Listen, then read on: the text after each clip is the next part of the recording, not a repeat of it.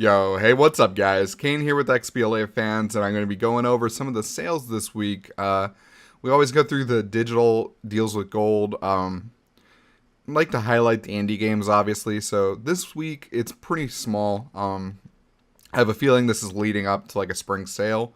At least I'm hoping it is, because I believe two of these were games with gold titles, and obviously the other two are pretty subpar. Um, the nice thing is, the price decrease. Maybe if you were iffy on them, it's worth checking them out now. Now, Guacamelee Super Turbo Edition, Championship Edition. It's a Metroidvania style action platformer inspired by traditional Mexican culture and folklore. We rated it buy it. It's worth picking up.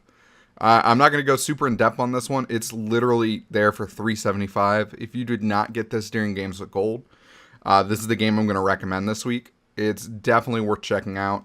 I think you'll have a very good experience with it, and I have a feeling you'll very much like it. So, other than that, though, we have Heart and Slash. It's a 3D brawler robot love story. It's a roguelike. You play as Heart. You're trying to escape an evil machine. Obviously, since it's a roguelike, there's permanent deaths, a lot of randomness, a lot of procedurally generated levels. You get a lot of different weapons. Things change up a good bit. The weapon variety is actually probably the highest highlight for this game. The camera angle is atrocious. I played a good bit of this one. I did not personally like it. Zero did like it. And our reviewer obviously gave it a limited appeal, so he wasn't a huge fan of it either. So definitely keep that in mind. I do think there's better roguelikes if you're looking for a roguelike game.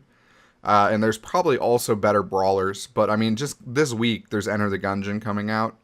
I would personally say that is worth your time, much more than Heart and Slash. There's no embargo on that one. I was just like thinking off the top of my head. I'm like, there's no embargo for Enter the Gungeon.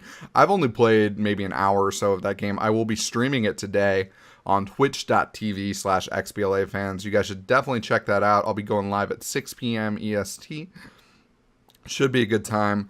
And I'm looking forward to showing that off a little bit early. But like I said, there's a lot of roguelikes anymore on Xbox One. Definitely worth kind of just checking out some of the other ones over this one, in my opinion. Now, Mechazoo.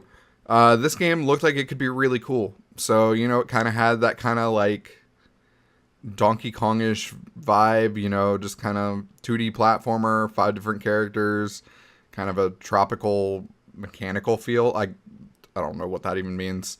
I really don't even know what that even means, but just look at the art, and I think you'll kind of get where I'm coming from on that one. So, obviously, you complete each level. You have to switch between the different characters. You can play it alone, but it's better in co-op, and we gave it a limited appeal. The reasoning behind this was it was very buggy at the time. I do not think there have been significant improvements on that. There have been improvements. So, there is a chance this is slightly better than it was then. If you were iffy on it then, obviously, $13.39 is a lot better than $19.99. However, I would probably still pass on this one. I do know that obviously there's other kind of platformers that are either out or coming out that are probably more worth your time. We just reviewed Yooka-Laylee, and we gave it a high review, so, that one exists. That one's going to be a little pricey. But we really enjoyed it over here. I know I've looked at, a few other websites that have been pretty down on it. It seems like it's going to be one of those games that has very broad ranges of opinions. But we highly love that one. Obviously, Snake Pass is pretty solid. I mean, this is a 2D platformer. Both the ones I just listed are kind of 3D, but still, there's some good stuff out there that I would probably recommend over this one. Now, Pool Nation FX, just to be clear, is not the easy completion game that, you might be thinking of. That's Snooker. Snooker's at, 600 points you can get in about 30 minutes because of some dumb glitch. That's not Pool Nation FX. This is going to be a pretty long completion if I remember right. I do believe it was Games with Gold, so I don't think I'm making that up. It's a physics-based pool game. Visually appealing, multiple game modes, solid amount of depth. We gave it a try. It's $7 if you're looking for a pool game. It's not a bad pickup, but it's not one I'd personally recommend. But then again, I don't typically play pool on my Xbox. If I'm gonna play pool, I'll play it in real life. But yeah, pretty week as far as sales go. Definitely recommend Guacamelee. Definitely recommend Guacamelee. And like I said, we did just do our review of Yooka-Laylee. I definitely suggest checking that out. If our header loads for me.